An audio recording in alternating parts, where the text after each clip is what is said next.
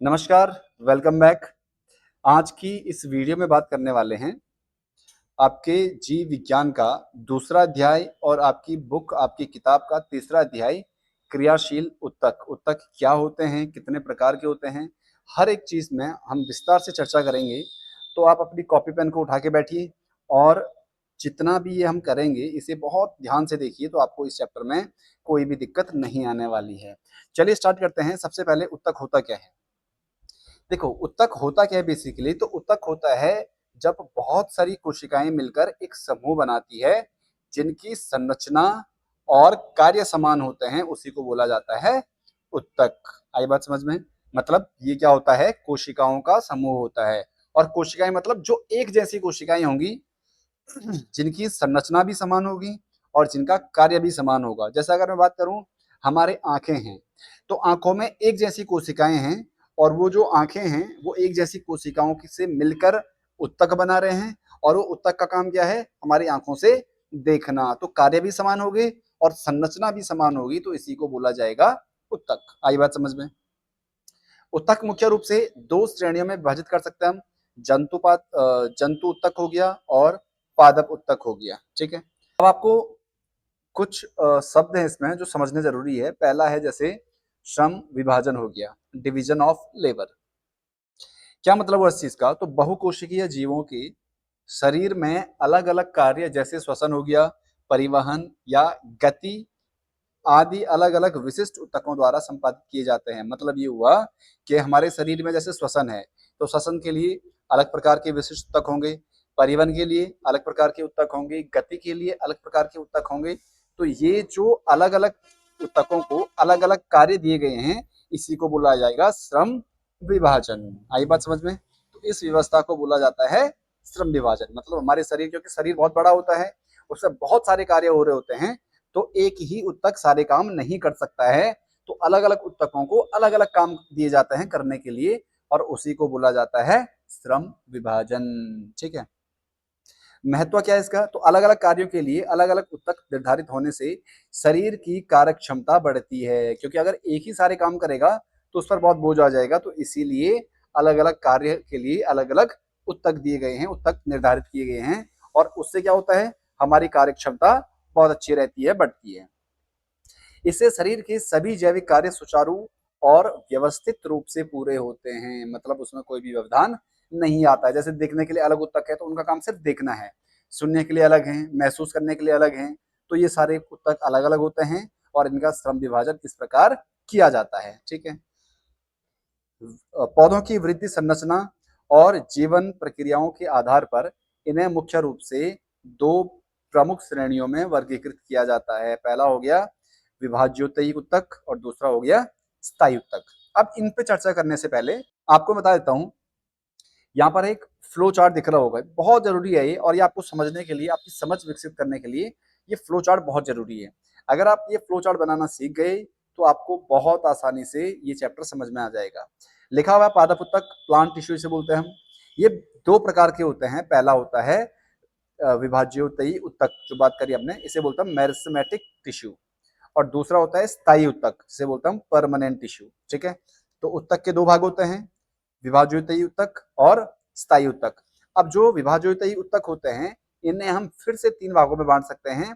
पहला होता है शीर्षस्थ, जो शीर्षस्थ विभाज्योयी उत्तक होते हैं। दूसरा होता है पार्श्वस्थ विभाज्योयी उत्तक और तीसरा होता है अंतर्वेशी विभाज्योयी उत्तक। ठीक है, तो ये तीन प्रकार के होते हैं। एक को बोलते हैं हम एपिकल मेरिस्टम, एक को बोलते हैं हम लेटरल मेरिस्टम और एक को बोलते हैं हम इंटरकैलरी मेरिस्टम।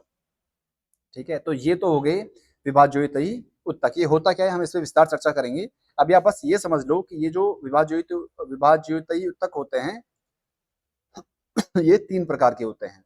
दूसरा हो गया स्थायी उत्तक, जिसे हम परमानेंट बोलते हैं। तो ये दो प्रकार के होते हैं, एक होता है सरल उत्तक और एक होता है जटिल उत्तक। ठीक है, सरल में हो गया मृदु उत्तक हो गया, स्थूल कोण उत्तक हो गया और दृढ़ उत्तक हो गया। ये तीन होते हैं, इसे बोलते हैं हम पैरेनकाइमा, कोलेनकाइमा और स्क्लेरेनकाइमा। ठीक है, और जो जटिल उत्तक होते हैं वो दो प्रकार के होते हैं। पहला हो गया फ्लोयम और एक हो गया जाइलम। आई इतनी बात समझ में? बहुत सिंपल है। पादप उत्तक दो प्रकार के, विभाज्योत्तयी उत्तक और स्थायी उत्तक। इसके फिर 3 पार्ट हैं, इसके 2 पार्ट हैं और इन 2 के भी यहाँ पे 3 पार्ट हैं सरल ऊतक के और जटिल ऊतक के 2 पार्ट हैं। ठीक है। अब बात करते हैं जो पहला है, जो हमने बात करी विभाज्योतकी ऊतक की। विभाज्योतकी ऊतक होता क्या है, मतलब मेरिस्टेमेटिक टिश्यू क्या होता है। देखो यहाँ पे आपको समझ आ रहा होगा, अगर मैं जैसे ध्यान से देखूं, विभाज्योतकी ऊतक का मतलब होता है ऐसे ऊतक जो विभाज्य मतलब विभाजित होने लायक होते हैं, उसे बोला जाता है विभाज्योतकी ऊतक। मतलब ये वे ऊतक होते हैं जिनकी कोशिकाएं निरंतर और तीव्र गति से विभाजित होती रहती हैं, और अगर ये कोशिकाएं विभाजित होंगी तो इससे जो पौधे होते हैं उसमें वृद्धि होती है, तो इसी को बोला जाता है विभाज्योतकी ऊतक। आई बात समझ में? आपको सब देख के ही समझ आएगा। विभाज्योतकी ऊतक का मतलब हो गया जो विभाज्य करने लायक ऊतक होते हैं, मतलब जो विभाजित होते हैं। ठीक है। अब इसकी कोशिकीय संरचना और विशेषताएं क्या होती हैं, तो सबसे पहले ये ऊतक बहुत सक्रिय होते हैं। सक्रिय क्यों होंगे? क्योंकि आपको बताया मैंने, ये निरंतर और तीव्र गति से विभाजित होते हैं। इस ऊतक की कोशिकाएं बहुत सक्रिय होती हैं और लगातार विभाजित होकर नई कोशिकाओं का निर्माण करती हैं, इसीलिए ये बहुत सक्रिय होती हैं। पहली विशेषता हो गई। दूसरा, जो इसमें जीव द्रव्य होता है वो बहुत सघन होता है, मतलब कोशिकाओं में गाढ़ा और प्रचुर मात्रा में जीव द्रव्य होता है। तीसरा, इसका जो केंद्रक होगा वो बहुत स्पष्ट होता है। प्रत्येक कोशिका में एक बड़ा और स्पष्ट केंद्रक उपस्थित होता है जो कोशिका विभाजन को नियंत्रित करेगा। तो जो कोशिका विभाजन को नियंत्रित करता है उसके लिए जरूरी है कि उसमें केंद्रक उपस्थित हो। ठीक है। उसके बाद पतली कोशिका भित्ति, मतलब जो दीवार होती है, सेल वॉल जिसे बोलते हैं हम, वो बहुत पतली होती है और किससे बनी होती है? सेल्यूलोज से बनी होती है। बहुत इंपॉर्टेंट है, बहुत बार एग्जाम में पूछा जाता है कोशिका भित्ति किससे बनी होती है, तो सेल्यूलोज से बनी होती है, जिससे विभाजन में आसानी होगी। ठीक है। अंतर कोशिकीय स्थान का अभाव होता है, मतलब ये कोशिकाएं एक दूसरे से पूरी तरह सटी होती हैं, इनके बीच में कोई खाली जगह नहीं होती है। और इसमें रसधानी का अभाव होता है। रसधानी, इन कोशिकाओं में जो रसधानी होती है या तो बहुत छोटी होती है या बिल्कुल नहीं होती है, क्योंकि इन्हें भोजन संचित करने की आवश्यकता नहीं, क्योंकि रसधानी का काम क्या है? ये भोजन को संचित करता है और इसे यहाँ पर भोजन संचित करने की आवश्यकता नहीं होती है। तो ये आपके पास जो इसकी मुख्य विशेषताएं हैं इसकी विभाज्योतकी ऊतक की। ठीक है। अब हम बात करते हैं, अगर मैं विभाज्योतक ऊतक का वर्गीकरण करूं तो इन्हें स्थिति के आधार पर 3 भागों में बांटा गया है। स्थिति के आधार पर 3 भागों में वर्गीकृत किया गया है या बांटा गया है। पहला होता है शीर्षस्थ विभाज्योतक। शीर्षस्थ का मतलब हो गया, अगर आप ये पौधे को देख रहे होंगे तो जो उसके सबसे ऊपर वाला भाग होता है, ये सीड्स, सबसे ऊपर वाला, यहाँ पर होता है सीड्स मेरिस्टम, मतलब शीर्षस्थ विभाज्योतक। स्थान यह तने और जड़ के सबसे ऊपरी और निचली सिरों में पाया जाता है, या तो यहाँ पाया जाएगा सबसे नीचे या यहाँ पाया जाएगा सबसे ऊपर। क्या कार्य होता है इसका? तो कोशिकाओं के विभाजन से तने और जड़ की लंबाई बढ़ती है। यह पौधे की प्राथमिक वृद्धि के लिए जिम्मेदार होता है, मतलब जो लंबाई बढ़ाने की जिम्मेदार होगा। लंबाई कैसे बढ़ेगी? जब ये वाला सिरा ऊपर को जाएगा, सबसे ऊपर वाला, या इसकी जड़ नीचे को जाएंगे, और यहाँ पर कौन से ऊतक पाए जाते हैं? शीर्षस्थ ऊतक पाए जाते हैं। आई बात समझ में? तो ये पहला आपके पास शीर्षस्थ विभाज्योतक। दूसरा होता है अंतर्विष्ट विभाज्योतक, जो हम सेकंड वाले की बात कर रहे हैं, जिसे बोलते हम इंटरगैलरी। ये क्या होता है? स्थान कहाँ होता है इसका? तो यह शीर्षस्थ विभाज्योतक का ही छूटा हुआ भाग होता है, मतलब ये जब आगे बढ़ जाता है, यहाँ पर होता है, ये जो आपको दिख रहे होंगे, ये वाले पार्ट, ये वाले यहाँ पर होते हैं, क्योंकि जब पौधा बन रहा होता है तो यहाँ से जैसे ही वो अंकुर फूटता है तो वो जो जो शीर्षस्थ ऊतक होता है वो तो आगे निकल जाता है और ये हिस्सा पीछे छूट जाता है। जो स्थायी ऊतकों के बीच, मतलब जैसे पत्तियों के आधार या टहनियों की गांठों के में पाया जाता है, यहाँ पर जो गांठ इनकी बात कर रहा था मैं। ठीक है। कार्य क्या होता है इसका? तो यह पर्व की लंबाई बढ़ाता है। घास चरने वाले जानवर द्वारा खाए जाने के बाद पौधों का यही हिस्सा तेजी से बढ़कर नया रूप रूप ले लेता है। जैसे अगर माना किसी गाय ने घास खा दिया तो यहाँ से कट गया, तो ये हिस्सा बहुत जल्दी से आगे बढ़ेगा। तो ये होता है अंतर्विष्ट विभुज्योतक। तीसरा होता है पार्श्वीय विभुज्योतक। ये क्या होता है?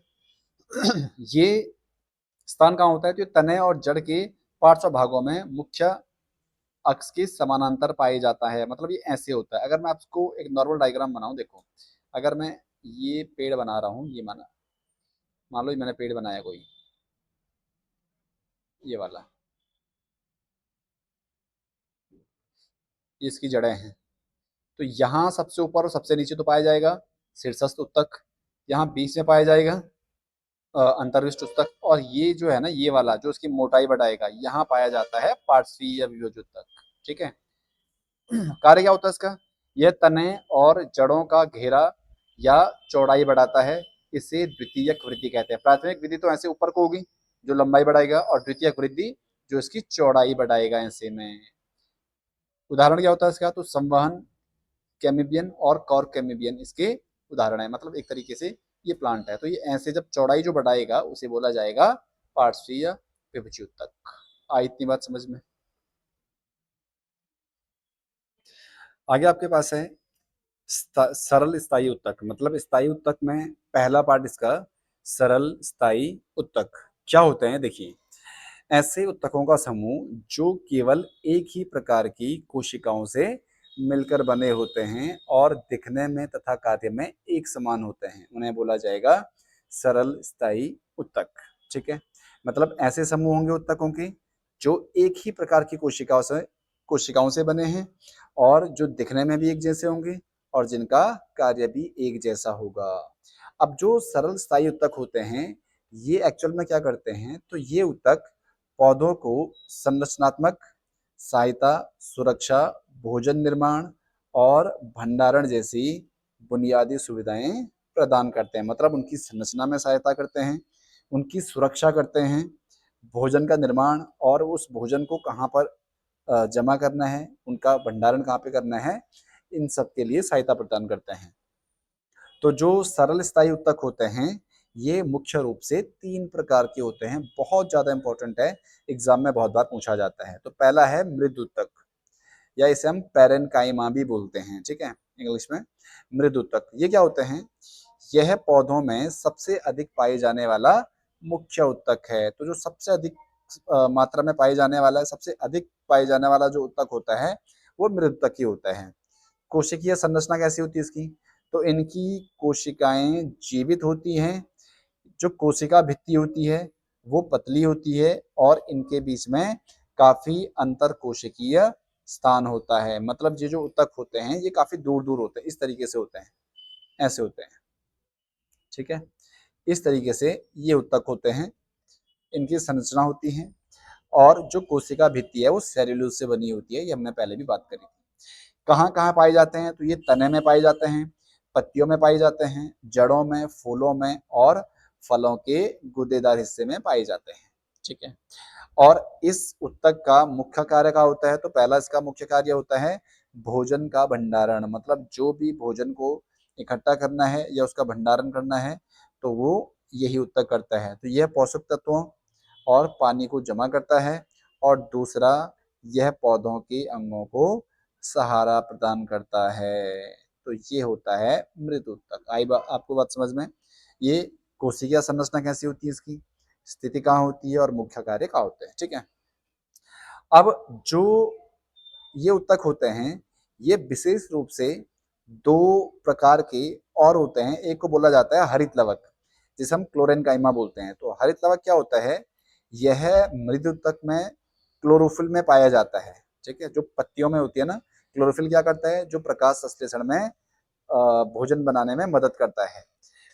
तो यह प्रकाश संश्लेषण करता है और भोजन बनाने का काम करता है। तो ये होता है हरित उत्तक, और ये मृद उत्तक का ही भाग होता है। और एक होता है वायु उत्तक। वायु उत्तक क्या होता है? इसे हम एरेनकाइमा बोलते हैं। जलीय पौधों में जो मृद उत्तक होते हैं, कोशिका के बीच बड़ी हवा की गुहाएं होती हैं। मतलब एक तरीके से खाली स्थान होता है जो पौधों को पानी पर तैरने में मदद करती है। बहुत इंपॉर्टेंट है कि जो पौधों को पानी में तैरने में क्या मदद करती है, तो वो करती है वायुत्तक। तो हवा की बड़ी गुहाओं का मतलब हो गया, जैसे अगर आप कहीं किसी स्विमिंग पूल में या कहीं पे नहाने गए होंगे तो ट्यूब होते हैं ना, ट्यूब मतलब जो हम पहन के कूदते हैं जिससे हम डूबते नहीं हैं, तो बस वैसे ही इसमें हवा की गुहाएं होती हैं जो उन्हें तैरने में मदद करती हैं। तो अगर आपके पास आता है पौधों को पानी पर तैरने में मदद कौन से उत्तक होते हैं, तो होते हैं वायुत्तक। ठीक है, तो ये था आपके पास पहला मृद उत्तक। दूसरा आपके पास है श्लेष उत्तक, या इसे स्थूल कोण उत्तक भी बोला जाता है, कॉलन काइमा इसे इंग्लिश में बोलते हैं हम। यह उत्तक पौधों को लचीलापन और यांत्रिक शक्ति प्रदान करता है। मतलब ये क्या करता है, लचीलापन। जैसे आपने देखा होगा हवा से जो पेड़ है वो बहुत आगे मतलब मुड़ जाता है और फिर बाद में सीधा खड़ा हो जाता है, तो वो यही उत्तक स्थूल कोण उत्तक की प्रदान करता है। कोशिकीय संरचना कैसी होती है, तो इनकी कोशिकाएं जीवित, लंबी और कोनों पर असमान रूप से मोटी होती है। इन कोनों पर पैक्टिन और सेलुलोज का जमाव होता है। इनमें अंतर कोशिकीय स्थान बहुत कम या नहीं के बराबर होता है। तो मतलब ये इस तरीके से होती है, कोशिकाएं इस तरीके से होंगी, लंबी होती है और बहुत नजदीक नजदीक होती है। ठीक है, स्थिति कहाँ होती है इसकी, तो यह पत्तियों के वृत्त में, तने के एपिडर्मिस मतलब जो तने का जो बाहरी परत होती है उसमें, उसके ठीक नीचे पाया जाता है, और ये जड़ों में सामान्य अनुपस्थित होती है, मतलब ये जड़ों में नहीं पाया जाता है। मुख्य कार्य क्या होता है इसका, तो ये लचीलापन प्रदान करता है, मतलब एक तरीके से इलास्टिक का काम करता है। यह बिना टूटे पौधे के भागों जैसे पत्तियां हो गया या टहनियां हो गया को मुड़ने की अनुमति देता है। और दूसरा, ये यांत्रिक सहायता प्रदान करता है, मतलब पौधों की नई संरचनाओं को मजबूती देता है, मजबूती प्रदान करता है। तो वो कौन सा उत्तक होता है, श्लेषोत्तक या स्थूल कोण उत्तक से बोला जाता है। ठीक है, और तीसरा होता है आपके पास दृढ़ उत्तक। दृढ़ मतलब स्क्लेरेंकाइमा बोलते हैं हमसे। दृढ़ उत्तक का मतलब होता है जो पौधों को कठोरता और मजबूती प्रदान करता है। कोशिकीय संरचना कैसी होती है, तो इनकी कोशिकाएं मृत होती हैं, लंबी और सक्रिय होती है। इनकी कोशिका भित्ति लिग्निन नाम मतलब इनकी जो कोशिका भित्ति होती है उसमें लिग्निन नामक रसायन जमा होने के कारण बहुत मोटी होती है। इनके बीच में कोई अंतर कोशिकीय अवकाश या स्थान नहीं होता है, मतलब बहुत नजदीक नजदीक होते हैं। स्थिति, तो तने के संवहन बंडल के पास, पत्तियों की सिराओं में, बीजों और मेवों के कठोर छिलकों, जैसे जो नारियल के बाहर होते हैं ना, जटादार छिलका होता है, तो वो किससे बना होता है, दृढ़ उत्तक से बना होता है। ठीक है, मुख्य कार्य क्या होता है, तो इनका मुख्य कार्य होता है कठोरता और मजबूती प्रदान करना। तो यह पौधों के भागों को बहुत कठोर और मजबूत बनाता है ताकि वे बाहरी दबाव झेल सकें। तो ये होते हैं दृढ़ उत्तक। उम्मीद आपको समझ आया होगा। पहला हमने पढ़ा जो सरल स्थायी उत्तक में मृदुतक क्या होते हैं। दूसरा हमने पढ़ा श्लेषोत्तक या जिसे हम स्थूल कोण उत्तक भी बोलते हैं। और तीसरा हमने पढ़ा दृढ़ उत्तक। ठीक है, अब अगर मैं आपको इसका फिगर दिखाऊं, ये इस तरीके से होता है, अगर आपको दिख रहा होगा, ये बाहर उपत्वचा होती है इसकी, ये बाह्य त्वचा होती है, ये बाह्य त्वचीय रोम आपको दिख रहा होगा। ये जो उत्तक हमने पढ़े थे, श्लेषोत्तक हो गया, मृदुत्तक हो गया, दृढ़ोत्तक हो गया। बाकी हम आगे पढ़ेंगे, जैसे फ्लोएम हो गया, पार्श्व विभोज्यतक हो गया या जाइलम हो गया, तो ये सारे दिखाए गए हैं इसमें। ये जो मृदुत्तक होते हैं वो इस तरीके से होते हैं, जिसके बीच में गैप होता है, जो आपको बताया था मैंने। और जो कोशिका भित्ति होती है बहुत पतली होती है। ये होती है मोटी भित्तियां किसमें, श्लेषोत्तक में, जो आपको दिख रहा होगा। और तीसरा होता है ये दृढ़ोत्तक, जिसमें बीच में ये जो आपको दिख रहा होगा ये जालीदार, ये होता है लिग्निन। लिग्निन भरा होता है इसमें। लिग्निन क्या होता है, एक वैक्सी सब्सटेंस, मतलब मोम के टाइप का होता है जो इसके अंदर भरा होता है। ठीक है, अब इनकी कभी कभी एग्जाम में पूछा जाता है कि इनका कंपैरिजन, मतलब इनमें अंतर लिखिए। तो किस लक्षण के आधार पर अंतर है, तो पहला कोशिका की स्थिति के आधार पर। तो जो मृतक होते हैं उसकी कोशिकाएं जीवित होती हैं, श्लेषोत्तक इनकी भी जीवित होती हैं, जबकि जो दृढ़ोत्तक होते हैं इनकी मृत होती है। दूसरा कोशिका भित्ति, तो पहला जो मृतक होता है उसकी पतली होती है और किससे बनी होती है, सेलुलोज से। दूसरा जो श्लेषोतक होते हैं ये कोनों पर मोटी होती है, पैक्टिंग मतलब इसमें भरा होता है। और दूसरा होता है दृढ़ उत्तक जो बहुत मोटी होती है और इसमें लिग्निन भरा होता है। जो अंतर कोशिकीय स्थान होता है मृद उत्तक में अधिक होता है, श्लेषोत्तक में बहुत कम होता है और दृढ़ उत्तक में अनुपस्थित रहता है। ठीक है, मुख्य कार्य क्या होते हैं? तो मृद उत्तक के होते हैं भोजन का भंडारण करना और प्रकाश संश्लेषण। श्लेषोत्तक का होता है लचीलापन और यांत्रिक सहायता प्रदान करना, जबकि जो दृढ़ उत्तक होता है वो कठोरता और मजबूती प्रदान करता है। जो मृतक होता है उसका उदाहरण क्या है? तो फल का गुदा हो गया, पत्तियों की पैरेन्काइमा। वैसे ही जो श्लेषोत्तक होते हैं पत्ती का जो डंठल होता है, और दृढ़तक होते हैं नारियल का छिलका या अखरोट का जो कवर होता है। तो किससे बना होता है? दृढ़तक से बना होता है। आगे इसमें आता है संरक्षी उत्तक। ये क्या होते हैं? संरक्षी का मतलब हो गया जो पेड़ पौधों को सुरक्षा प्रदान करता है उसे बोला जाता है संरक्षी उत्तक। तो देखो जैसे इसमें लिखा हुआ है, पौधों को बाहरी वातावरण, प्रतिकूल मौसम, यांत्रिक आघात, जल हानि और सूक्ष्म जीवों की संक्रमण से सुरक्षा प्रदान करने वाले उत्तकों को क्या बोलते हैं? हम संरक्षी उत्तक बोलते हैं। प्रोटेक्टिव टिश्यू से बोला जाता है, मतलब एक तरीके से हर प्रकार से पेड़ पौधों की क्या करता है? रक्षा करता है। अब पौधों में मुख्य रूप से दो प्रकार के संरक्षी उत्तक पाए जाते हैं। पहला होता है बाह्य त्वचा जिसे हम एपिडर्मिस बोलते हैं, और दूसरा होता है छाल जिसे हम कॉर्क बोलते हैं। तो जो बाह्य त्वचा होती है ये क्या होता है? बाह्य त्वचा का मतलब हो गया जो सबसे बाहरी त्वचा होती है पेड़ पौधों की, उसे बोला जाता है बाह्य त्वचा। ये पौधों के सभी भागों जैसे पत्ती हो गया या फूल हो गया, तना हो गया, जड़ हो गया की सबसे बाहरी परत होती है। कोशिकीय संरचना कैसी होगी इसकी? तो जो बाह्य त्वचा की कोशिकाएं होती है वो सामान्यतः एक ही परत में व्यवस्थित होती है, मतलब एक ही परत में सारी कोशिकाएं व्यवस्थित होती हैं। जैसे अगर मैं आपसे बोलूं, मान लो आपके पास ये कोई पेड़ है, ठीक है। अब जो पेड़ है इसके बाहर जो ये वाला पार्ट होगा, इसके बाहर वाला ये होता है बाह्य त्वचा, मतलब जो सबसे बाहरी त्वचा होती है। और इसके बाद होती है जो छाल होती है, ठीक है, जो सेकंड वन नंबर वाला है छाल। तो जो कोशिकाएं हैं वो चपटी होती हैं, इनके बीच कोई अंतर कोशिकीय स्थान नहीं होता है, मतलब कोई भी गैप नहीं होता है, जिससे ये एक अखंड परत बनाते हैं। बाहरी और पार्श्व कोशिका भित्तियों आंतरिक भित्ति की तुलना में अधिक मोटी होती है, मतलब जो बाहर से होगी भित्तियां वो अंदर की तुलना में ज्यादा मोटी होती है। ठीक है, अब क्या विशेषता होती है? तो विशेष अनुकूलन और संरचनाएं कैसी होती है? तो इसमें एक क्यूटिन और उपत्वचा लिखा हुआ है, ये पाए जाते हैं पौधों के शुष्क और मरुस्थलीय भागों में।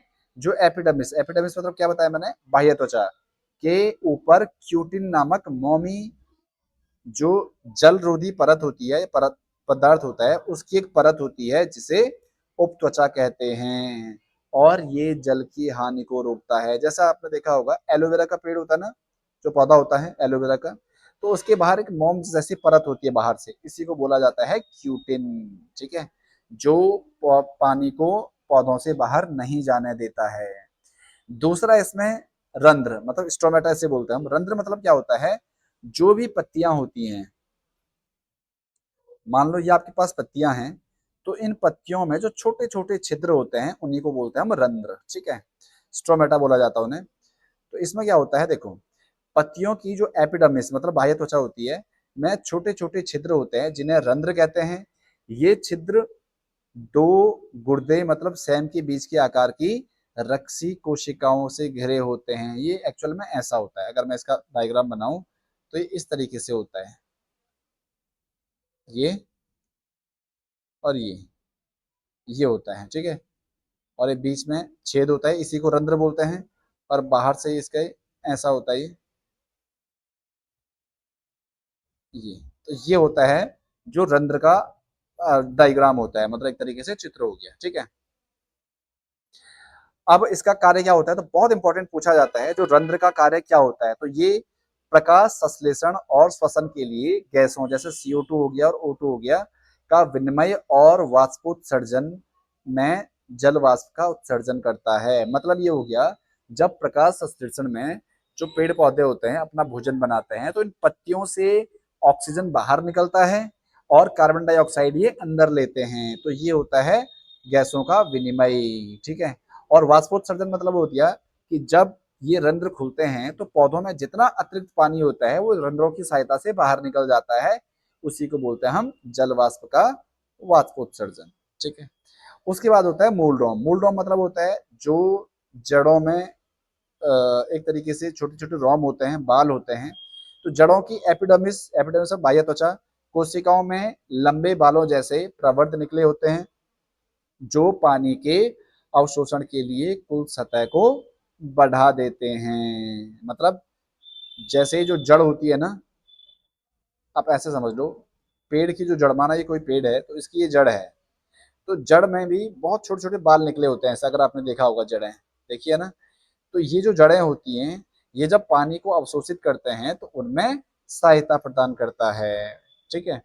मुख्य कार्य क्या होता है, तो पौधों के आंतरिक भागों को सूखने, चोट और कवक से संक्रमण से बचाता है और जल हानि को नियंत्रित करते हैं। तो ये काम होता है किसका, रंध्र का। ठीक है। आगे आपके पास है छाल, दूसरा। तो जैसे जैसे पौधा पुराना होता होकर काष्ठीय वृक्ष में बदलता है, तने की बाहरी सुरक्षात्मक परतों में परिवर्तन आता है, इसी को हम छाल बोलते हैं। छाल मतलब सबसे बाहरी कवर जो होता है। जैसे मान लो ये कोई पेड़ है, माना ये कोई पेड़ है तो इसके बाहर जो कवर होती है ना इस तरीके से, ये, तो इन्हीं को बोलते हैं हम छाल या कॉर्क, इसे इंग्लिश में बोला जाता है। ठीक है। निर्माण क्या होता है, तो द्वितीय विभोज्योतक की एक पट्टी एपिडर्मिस का स्थान ले लेती है। पहले मतलब ये एपिडर्मिस होता है और बाद में जब ये पेड़ बड़ा होने लगता है तो ये छाल में बदल जाता है। बाहर की ओर नई कोशिकाओं का निर्माण करती है जिसे क्या बोलते हैं हम, छाल बोलते हैं। कोशिका संरचना कैसे होती है, तो कॉर्क की कोशिकाएं कैसी होगी, मृत होती है। कोशिकाएं बिना किसी अंतर कोशीय कोशिकीय स्थान के आपस में सघन रूप से जुड़ी होती है, मतलब बहुत नजदीक नजदीक जुड़ी होती है, इनके बीच में कोई भी अवकाश नहीं होता है। और इनकी कोशिका भित्ति पर सुबेरिन नामक एक रसायन जमा होता है। याद रखना, छाल में सुबेरिन होता है और जबकि जो इससे पहले वाला उपत्वचा हमने पढ़ा एपिडर्मिस, उसमें होता है क्यूटिन। ठीक है। मुख्य कार्य क्या होता है, तो जो सुबेरिन के कारण जो कॉर्क होती है हवा और पानी दोनों के लिए अभेद हो जाती है। मतलब ना तो इससे हवा आर पार जा सकती है और ना ही इससे पानी आर पार जा सकता है। यह आंतरिक जीवित उत्तकों को झटके हो गया या अत्यधिक गर्मी सर्दी हो गया या पानी के नुकसान और संक्रमण से पूर्ण रूप से सुरक्षा प्रदान करता है। तो ये हो गया आपके पास छाल। ठीक है। अब इसके बाद आता है आपके पास जटिल स्थायी उत्तक क्या होते हैं, जो सेकंड पार्ट है इसका, जटिल स्थायी उत्तक। तो जटिल स्थायी उत्तक एक से अधिक प्रकार की कोशिकाओं से मिलकर बने होते हैं। ये सभी कोशिकाएं परस्पर मिलकर एक इकाई के रूप में कार्य करती हैं। मतलब एक से अधिक प्रकार की कोशिकाओं से मिलकर बनते हैं लेकिन सारे एक साथ काम करते हैं, तो ये एक इकाई की तरह काम करते हैं। ठीक है। और पौधों में जल हो गया, खनिज हो गया या भोजन का संवहन हो गया, ये इसी उत्तक से होता है, जटिल स्थायी उत्तक से। इसी कारण इन्हें संवहन उत्तक भी कहा जाता है और ये मिलकर पौधों का संवहन बंडल बनाते हैं। संवहन का मतलब हो गया जो पदार्थ होते हैं उन्हें एक स्थान से दूसरे स्थान तक पहुंचाना। अब जो जटिल स्थायी उत्तक होते हैं मुख्य रूप से दो प्रकार के होते हैं। एक होता है जाइलम, जिसे हिंदी में बोलता हूं दारू, और फ्लोएम, जिसे बोला जाता है पोषवाह। ठीक है। तो अगर आपके पास दारू और पोषवाह दिया हो तो हिंदी में ये लिखा होगा, और कभी कभी ये क्या करता है ऐसे लिख देता है जाइलम और फ्लोएम, तो ये आपको याद होना चाहिए। ठीक है। आपको दिख रहा होगा यहाँ पे, ये जाइलम तंतु है, यहाँ पर ये वाहिकनी है, ये जाइलम मृदुक है और ये वाहिका है। मतलब ये एक्चुअल में चार पार्ट, मतलब चार भागों से मिलकर बनता है पूरा जाइलम या दारू तक। ठीक है। तो यहाँ पे आपको दिख रहा होगा जाइलम क्या होता है। तो जाइलम उत्तक का मुख्य कार्य जड़ों द्वारा अवशोषित जल और खनिज पदार्थों को पौधों के ऊपरी भागों तक पहुंचाना है। मतलब ये हुआ, जो भी पौधा होगा, मान लो ये कोई पौधा है तो ये इसकी जड़ें होंगी, तो जो पानी हो गया या जो खनिज पदार्थ होंगे, वो जब ये जड़ें अवशोषित करती है तो यहाँ से ऊपर पेड़ पौधे तक पहुंचाने का जो काम करता है वो करता है जाइलम। आई बात समझ में? जाइलम में पदार्थों का परिवहन केवल एक ही दिशा में होता है। और जैसी बात है, क्योंकि अगर यहाँ जड़ जड़ से अगर पानी और खनिज लवण अगर ये इकट्ठा करेगा तो यहाँ से नीचे तो पौधा है नहीं, तो कहाँ को जाएगा? ये सिर्फ ऊपर की ओर जाएगा, जहां भी पेड़ पौधे होंगे ऊपर की ओर, इधर को ही जाएगा। इसीलिए ये एक ही दिशा में नीचे से ऊपर की ओर होता है। अब जो जाइलम होते हैं इसके चार घटक होते हैं। एग्जाम में पूछा जाता है जाइलम के कितने घटक होते हैं, तो चार होते हैं। पहला होता है वाहिनिकाएं, जिसे हम ट्रैकिट्स बोलते हैं। वाहिनिकाएं क्या होती है? तो संरचना किस प्रकार होती है इसकी? ये लंबी, नलीदार और दोनों सिरों से नुकीली कोशिकाएं होती हैं। इनकी कोशिका भित्ति मोटी होती है और मृत होती है। ये आपको दिख रहा होगा, ये वाली जो लंबी आपको दिख रही है ना वाली, ये वाला पार्ट, ये देख रहा है ये वाली, तो इसी की बात कर रहे हैं। इसी को बोलते हैं हम वाहिनिका। ठीक है। कार्य क्या होता है इसका? तो जल और खनिजों को नीचे से ऊपर पहुंचाने में मदद करता है। वाहिनिका का मतलब हो गया जो वहन करता है चीजों को। तो कौन सी चीज हो गई? वो जल हो गया और खनिज हो गया। दूसरा होता है वाहिकाएं, मतलब वेसल्स बोलते हैं इसे। तो ये कैसी होती है? ये चौड़ी और लंबी नली जैसी संरचनाएं होती हैं जो एक के ऊपर एक जुड़कर एक लंबी पाइपलाइन बनाती है। ये भी मृत कोशिकाएं होती हैं। इनकी बात हो रही है, ये वाली, ये दिख रहा है आपको? ये एक हो गया ये वाला पार्ट, फिर इसके ऊपर ये दूसरी पाइप लगी है, फिर इसके ऊपर ये तीसरी पाइप लगी है, फिर इसके ऊपर चौथी पाइप लगी है। तो इन्हीं को बोला जाता है वाहिका। ठीक है। अब इसका कार्य क्या होता है? तो जो जल और खनिजों का ऊर्ध्वाधर परिवहन करता है, मतलब ये भी क्या करेगा? जाइलम, क्योंकि जाइलम का काम यही होता है, तो सारे मदद करते हैं जल और खनिजों को ऊपर पहुंचाने में। तीसरा आपके पास हो गया जाइलम पैरेन्काइमा, मतलब जाइलम मृदुत्तक किसे कह सकते हैं हम। संरचना कैसी होती है इसकी? संरचना कैसी होती है इसकी? तो ये जाइलम का एकमात्र जीवित घटक होता है। मतलब जाइलम में जितने भाग होते हैं ये सारे किससे बने होते हैं? मृत होते हैं। सिर्फ यही भाग जीवित होता है। कार्य क्या होता है इसका? तो भोजन का भंडारण करना हो गया, या जल के पार्श्वीय संवहन में मदद करता है। कौन? जाइलम मृदुतक या पैरेन्काइमा। ठीक है। उसके बाद लास्ट होता है इसमें जाइलम फाइबर या रेशे। तो संरचना कैसी होगी? ये मोटी भित्ति वाली मृत कोशिकाएं होती हैं। ठीक है। और कार्य क्या होता है इसका? तो जाइलम फाइबर होगा तो ये क्या करेगा? यांत्रिक सुरक्षा प्रदान करता है। तो पौधों को यांत्रिक सहारा और मजबूती प्रदान करता है। अब देखो, आपको बताया था मैंने, जाइलम पैरेन्काइमा को छोड़कर बाकी जितने घटक होते हैं वो सारे मृत होते हैं। केवल यही भाग क्या होता है इसमें? जीवित होता है। ठीक है। तो ये था जाइलम के बारे में, उम्मीद आपको समझ आया होगा। और इसमें नेक्स्ट पार्ट है फ्लोएम क्या होता है। तो फ्लोएम क्या होता है आपको जनरली बता देता हूं मैं। जो भी पेड़ पौधे अपना भोजन बनाते हैं तो पत्तियों के, मतलब यहाँ पत्तियों में ही बनाते होंगे सारे भोजन, क्योंकि क्लोरोफिल यही पाया जाता है। तो जो भोजन होता है उसे पौधे के विभिन्न भागों तक पहुंचाने का काम करता है फ्लोएम। समझ गए? जाइलम क्या करेगा? जो जल होगा, जो खनिज होगा, उसे पौधों के अलग अलग पार्ट तक पहुंचाएगा ऊपर को।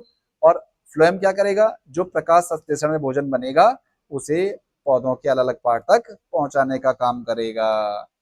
अब देखिए क्या करता है ये। तो फ्लोएम उत्तक का मुख्य कार्य पत्तियों में प्रकाश संश्लेषण द्वारा बने भोजन या शर्करा या सुक्रोज को पौधे के अन्य सभी जीवित भागों, जैसे जड़ हो गया, तना हो गया, फल हो गया, बीज हो गया, यहाँ तक पहुंचाता है। फ्लोएम में भोजन का संवहन द्विदिशीय होता है, क्योंकि पत्तियों के ऊपर यहाँ पर भोजन बनेगा तो भोजन यहाँ से ऊपर भी जाएगा और नीचे भी जाएगा। इसलिए दोनों दिशाओं में होता है, मतलब ऊपर और नीचे दोनों दिशाओं में होगा। जो भोजन होता है, सॉरी, जो फ्लोएम होता है, ये भी चार प्रकार के घटकों से मिलकर बना होता है। कौन कौन से? तो पहला हो गया जो चलनी ट्यूब नालिका होती है या ट्यूब होती है, इसे हम सीव ट्यूब बोलते हैं। तो संरचना कैसी होती है? ये नलीदार कोशिकाएं होती हैं जिनकी भित्ति में छोटे छोटे छिद्र या जो चलनी होती है ना, वो होते हैं। परिपक्व अवस्था में इसमें केंद्रक नहीं होता है, लेकिन ये कैसे होते हैं, जीवित होते हैं। जैसा आपको दिख रहा होगा, तो ये आपको जो दिख रहा है ये वाला भाग, ये वाला तो आपको दिख रहा होगा छलनी टाइप की दिख रही है यहाँ पे, इसी की बात हो रही है। नेक्स्ट इसमें होता है कार्य, क्या होता है, तो घुलनशील भोजन को एक कोशिका से दूसरी कोशिका तक स्थानांतरित करता है। ठीक है, आगे इसमें होता है साथी जो कोशिकाएं होती है या सहचर कोशिकाएं होती हैं, इसका जो दूसरा घटक होता है। संरचना कैसी होगी, तो ये जो चालनी नलिकाओं से सटी हुई जीवित कोशिकाएं होती हैं। इसमें स्पष्ट केंद्रक पाया जाता है और इनका जो कार्य होता है चालनी नलिकाओं के दाब और कार्य को नियंत्रित करना होता है। इसकी बात हो रही है इनकी, ये वाला जो पार्ट होता है ये सहचर कोशिकाएं होती हैं। ठीक है, तीसरा है इसमें फ्लोएम पैरेन्काइमा, मतलब इसे हम फ्लोएम मृदु तक भी बोल सकते हैं। तो इनकी संरचना कैसी होगी, तो पतली भित्ति वाली जीवित कोशिकाएं होती हैं। भोजन क्या होगा, कार्य क्या होता है इसका, तो भोजन जैसे स्टार्च हो गया, रेजिन हो गया या गोंद हो गया, इनका संचयन करता है, इकट्ठा करता है इन्हें, कौन, फ्लोएम पैरेन्काइमा। ठीक है, और लास्ट होता है इसमें फ्लोएम फाइबर या रेशे। संरचना कैसे होगी इसकी, तो ये अत्यधिक जो फाइबर होंगे, देखो चाहे वो जाइलम है चाहे फ्लोएम है, वो उनकी जो कोशिका मतलब जो भित्ति होगी वो मोटी होगी और मृत कोशिकाओं से बनी होती है। और काम क्या होगा, तो ये मजबूती प्रदान करेगा। फाइबर कोई सा भी होगा हमेशा मजबूती ही प्रदान करता है। ठीक है, तो सिर्फ यही इसमें जो फ्लोएम फाइबर होता है यही मृत होता है, बाकी सारी जीवित कोशिकाएं होती हैं। तो फ्लोएम फाइबर को छोड़कर फ्लोएम के बाकी तीनों घटक वो कैसे होंगे, जीवित होते हैं। ठीक है, अब जैसे यहाँ पे दिखाया गया है, तो यहाँ आपको दिख रहा होगा ये फ्लोएम वाला घटक है जो आपको दिख रहा होगा, और इसके अंदर ये जाइलम है। ठीक है, और यहाँ पे नीचे ये जाइलम है और इसके अंदर ये फ्लोएम है। इस तरीके से होता है जाइलम और फ्लोएम को आप इस तरीके से चित्रित कर सकते हो। अब बहुत बार एग्जाम में इनका अंतर पूछा जाता है, तो ये आपको अंतर आना चाहिए। हमने बात कर ली इसमें क्या होता है जाइलम और फ्लोएम में अंतर, तो मुख्य कार्य क्या होता है, तो आपको बताया मैंने, जाइलम का मुख्य कार्य होता है जल और खनिज लवणों का संवहन करना, जबकि जो फ्लोएम का होता है निर्मित भोजन का संवहन करना, मतलब जो भी भोजन बनता है उसका संवहन करना, मतलब एक स्थान से दूसरे स्थान तक पहुंचाना। परिवहन की दिशा, क्योंकि जाइलम जड़ों में होता है तो ये एक ही दिशीय होगा, जबकि फ्लोएम द्विदिशीय होता है। जीवित या मृत कोशिकाएं, तो आपको बताया मैंने जाइलम में अधिकांश कोशिकाएं कैसी होती हैं, मृत होती हैं, जबकि फ्लोएम में अधिकांश कोशिकाएं जीवित होती हैं। स्थान कहाँ होता है, तो जाइलम का तने में और जड़ के आंतरिक भाग में होता है, जबकि जो फ्लोएम होता है तने और जड़ के बाहरी छाल की ओर या छाल की ओर भाग में होता है। यांत्रिक शक्ति, ये अधिक यांत्रिक शक्ति देता है जबकि ये कम यांत्रिक शक्ति देता है। आपने देखा होगा जिस पौधे की जड़ें मजबूत होंगी तो पौधा भी ज्यादा मजबूत होगा, तो वही यांत्रिक शक्ति की बात हो रही है। तो ये था आपके पास पादप उत्तक। उम्मीद आपको समझ आया होगा, और आपको अगर ये समझ आया है तो आप एक बार इसके क्वेश्चन आंसर जरूर लगाइए ताकि आपका रिवीजन भी हो जाए। मिलता है आपसे अगली बार में, तब तक के लिए धन्यवाद।